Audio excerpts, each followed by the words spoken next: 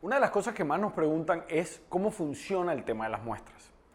Las muestras están centralizadas a través de un protocolo que creó el Instituto Nacional de Salud y buscó la manera de hacer las pruebas más fiables para que no hubieran falsos positivos o falsos negativos. Es decir, que tuviéramos la certeza de que a quien le hacemos la prueba sepamos si tiene o no el virus.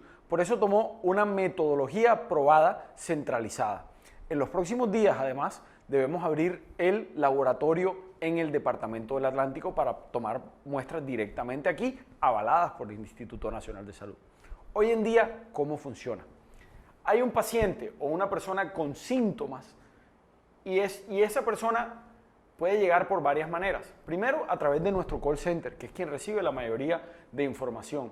Segundo, es una búsqueda activa. Alguien que haya tenido contacto con alguien que haya dado positivo, o porque nosotros tenemos centinelas, personas en las IPS que están, digamos, buscando personas que puedan tener síntomas para hacerles la prueba, y se les hacen la prueba, inclusive muchos ni se dan cuenta que se les están haciendo las pruebas. O porque, como lo dije, tienen línea de contacto con alguien que estuvo expuesto a la enfermedad o al contagio. Luego eso va a un grupo de expertos que hacen el análisis del caso.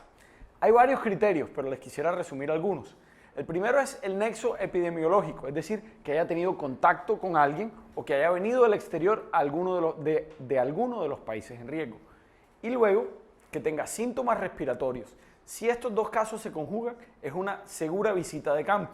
Si no se conjugan, porque la persona tiene algunos de los síntomas pero no los necesarios, o no tiene un nexo epidemiológico, porque está en una ciudad que no está todavía en riesgo, o porque no se considera que cumple los criterios, se le educa, es decir, se le da la información necesaria para tratar su enfermedad y se cierra el caso.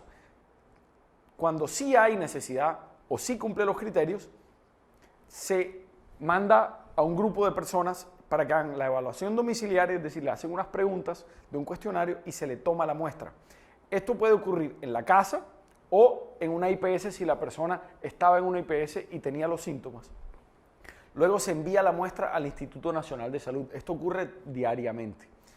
Cuando se envía la muestra, el instituto la procesa y puede salir negativo, donde luego se educa y se cierra, justo igual que cuando se educó y se cerró en este momento, o si sale positivo, suceden varias cosas al mismo tiempo. Se notifica al Ministerio de Salud y a la Alcaldía de Barranquilla de manera simultánea y se crea un reporte que el Ministerio de Salud luego saca a conocer en contadas horas.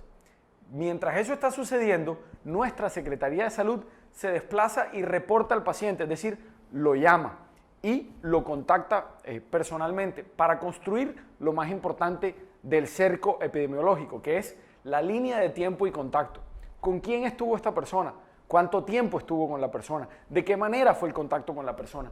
Y de ahí le decimos a la persona que ya ha debido estar aislada desde que se le determinó la prueba, que continúe el aislamiento y se le da una educación, y luego salimos a hacer lo que llamamos la búsqueda activa, y es buscar a esas personas que están en la línea de tiempo y contacto. Es decir, si te llaman la alcaldía a través de la Secretaría de Salud, es porque entras dentro de esa línea de contacto estrecho y necesario para poder hacer el cerco epidemiológico. Si no te están llamando, es porque no se considera que tú estás dentro del grupo de contacto estrecho. Y de esa manera empieza el ciclo nuevamente. Así funcionan hoy las pruebas en este momento. La información vence al miedo y entre todos nos cuidamos. Si nos quedamos en casa, reducimos la necesidad de hacer más exámenes, reducimos la necesidad de saturar nuestro sistema médico y asegurarnos que las personas que más lo necesitan puedan tener la atención médica que requieren. Barranquilla no baja la guardia.